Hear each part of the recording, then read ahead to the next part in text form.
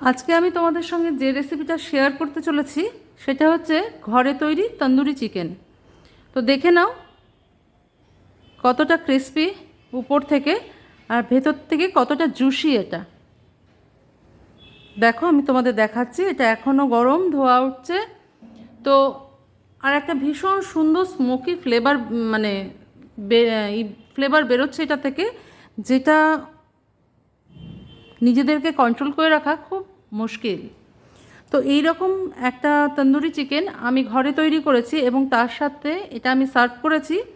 একটুখানি স্যালাড তোমরা ইউজ করতে পারো, কিংবা এরকম পেঁয়াজ কুচিয়ে নিতে পারো। আর এটা হচ্ছে ধনেপাতা, টমেটো, পুদিনা পাতার চাটনি, কাঁচা লঙ্কা। আর এর উপর থেকে ছড়িয়ে দেবে একটুখানি বিট নুন আর একটু আমচুর পাউডার বা লেবুর রস, যেটা তোমাদের ভালো লাগে যার। ঠিক আছে, তাহলে চলো দেখে নিই কী করে আমি এটা তৈরি করলাম ঘরে অতি সহজেই। নমস্কার বন্ধুরা, আমি শতাব্দী আমাদের রান্নাঘর থেকে। তোমরা সবাই কেমন আছো? আশা করি সবাই ভালো আছো, সুস্থ আছো। তো আজকে আমি তোমাদের সামনে যে রেসিপিটা নিয়ে এসেছি সেটা তো আগেই দেখে বুঝতে পেরেছো। আগে আমি যেটা দেখিয়েছি সেটা দেখেই বুঝতে পেরেছো। তো আমি এখানে চিকেনটাকে ভালো করে নুন জলে ভিজিয়ে পরিষ্কার করে নিয়েছি, নিয়ে গাটা একটু চিড়ে নিয়েছি। দেখতে পাচ্ছ তোমরা নিশ্চয়ই চিড়ে নেওয়া আছে গাটা, এরকম ভালো করে চিড়ে নেবে গাটা। তা এবার দিয়ে দেবো ফার্স্ট ম্যারিনেশনের জন্য একটু লেবু রস। আমি একটা গোটা লেবু ব্যবহার করেছি, এখানে আমার 6 পিস লেগ থাই মেশানো আছে। চিকেন রোস্ট বা তন্দুর যখনই তোমরা খাবে তখনই এই ধরনের পিস নেবে, যেটা তোমার লেগ এবং থাই জোড়া লাগানো থাকে। তো আমার এখানে 6 পিস আছে, সেই পরিমাপে আমি লেবু রসটা ব্যবহার করলাম। এবার দিয়ে দেবো এর মধ্যে সামান্য একটু নুন আর একটুখানি হলুদ গুঁড়ো।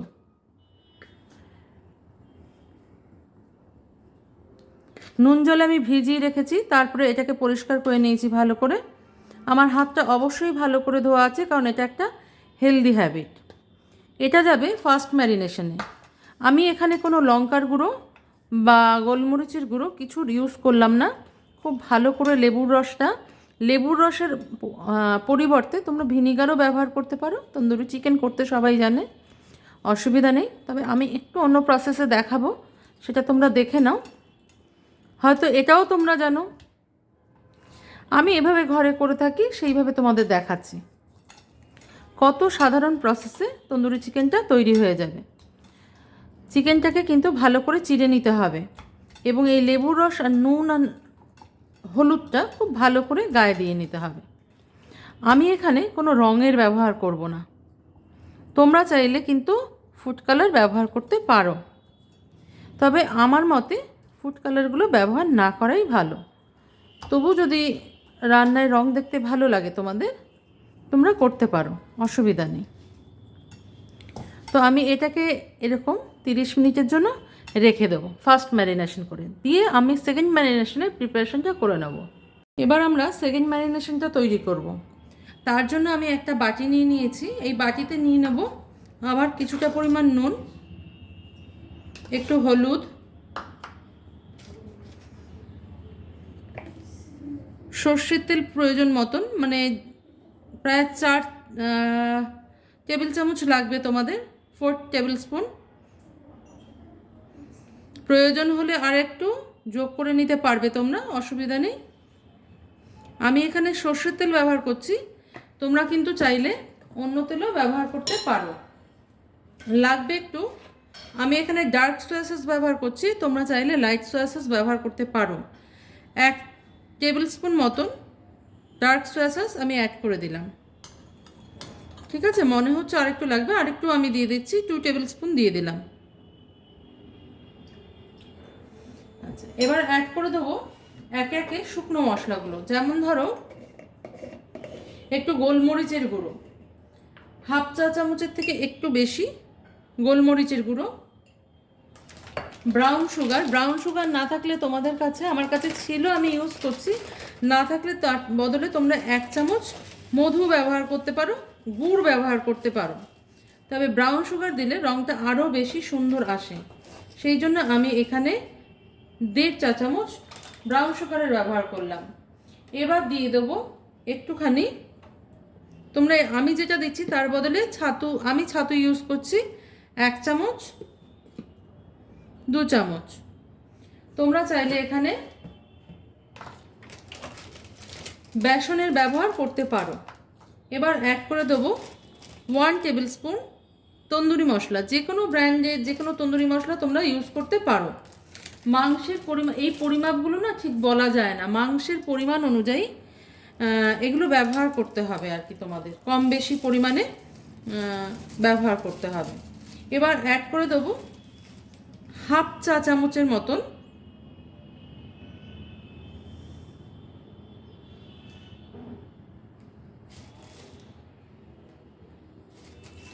আমচুর পাউডার। আচ্ছা, আমরা তন্দুরি মশলা অ্যাড করেছি, আমচুর পাউডার অ্যাড করলাম, তারপরে এবার অ্যাড করব হচ্ছে আচ্ছা শাহি গরম মশলা।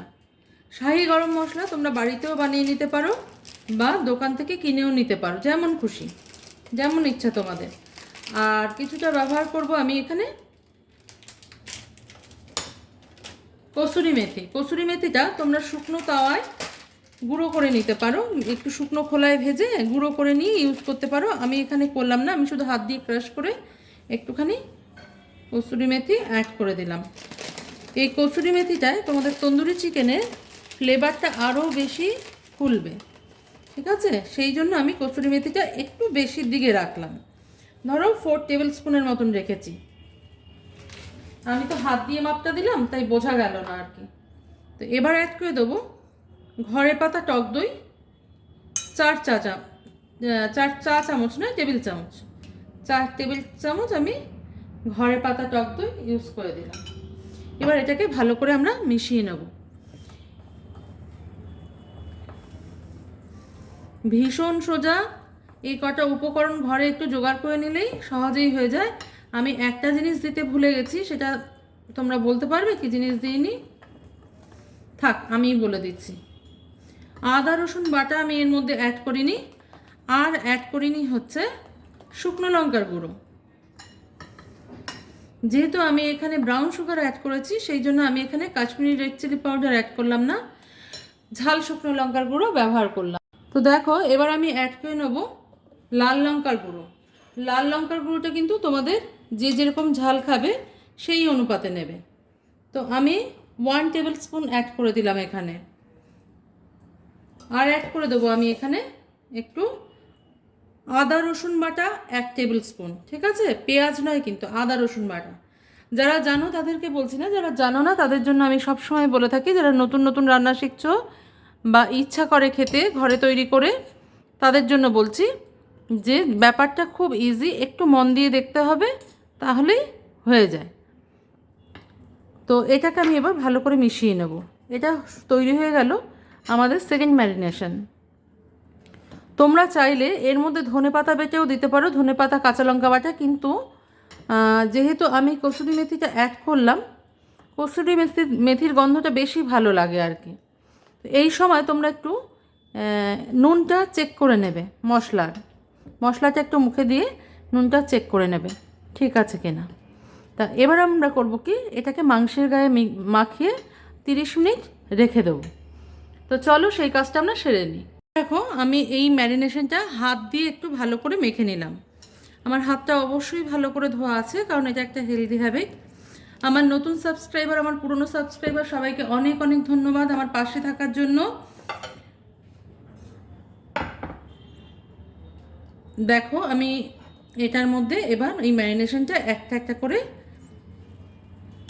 ভালো করে মাখাবে এর মধ্যে গায়ে। দেখতে নিশ্চয়ই তোমাদের কোনো অসুবিধা হচ্ছে না, ভালো করে দেখাতে পাচ্ছি কি না। এই যে ফাঁকগুলো আমি করেছি এর ভেতরে ভেতরে আমি মশলাটা ঢুকিয়ে দেবো। তোমাদের আমি একদিন গোটা চিকেন কি করে রোস্ট করতে হয় সেটাও দেখাবো, আশা রাখছি সেটাও দেখাতে পারবো তোমরা যদি আমার পাশে থাকো।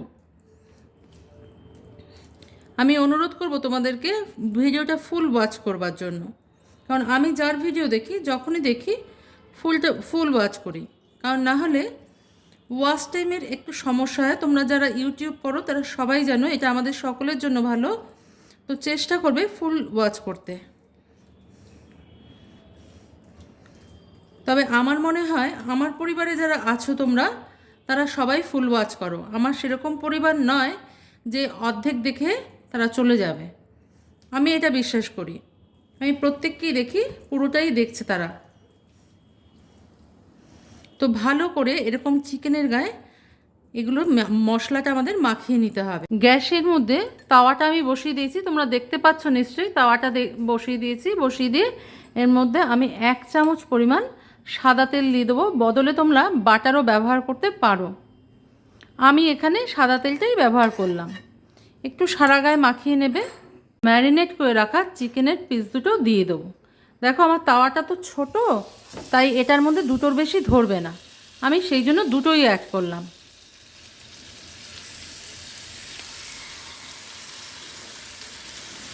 প্রথমে একটু তোমরা হাই ফ্লেমে রাখবে, যেই জলটা টেনে নেবে তারপরে এটাকে মিডিয়াম টু লোতে করে এরম করে করে মশলাগুলো গায়ের মধ্যে দিয়ে দেবে। মিডিয়াম টু লোতে করে এটাকে একটু সিদ্ধ করে নেবে। তারপরে আবার পরের ধাপে একটুখানি আঁচটা বাড়িয়ে দিয়ে রোস্ট করে নেবে।